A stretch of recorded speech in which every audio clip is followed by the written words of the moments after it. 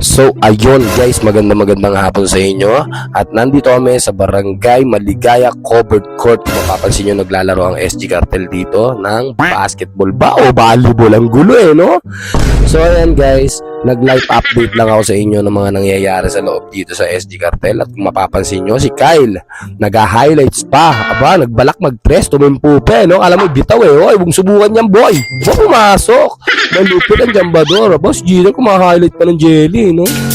Ubo, Mr. B pa, kala mo talaga, no? Bitaw, kalbo yan. So, ayan guys, nandito kami ngayon para magpakasaya, magpakasaya. Marami rin kami kasama dyan na nasa gilid. Sila kagaya ni Bulabag, ni Critico, at yung iba pa nating mga kabal dyan, mga ka-SG Cartel. So, mapapansin nyo, nagsasaya lang sila dyan. Ganyan lagi ang ginagawa ng SG Cartel, palagi yan. Ang maging masaya, hindi na-stress sa mga basher, maingit dyan. Mga inggit dyan no? Tumbling kayo mga boy.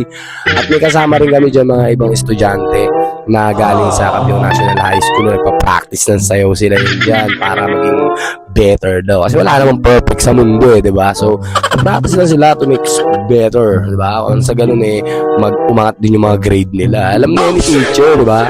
So, ayun guys, at in-update ko lang sa inyo at ganun pa rin, SG Cartel pa rin sa mukha nyo. Dahil nga yun nga, wala pa kaming galing video na i-upload dahil hindi pa na yung edit. Tamad ang OG. So ayun guys, palagi pa rin namin kayo pasayahin. Salamat palagi sa suporta. Keep it up and stay tuned. SG Cartel pa rin sa mukha mo boy.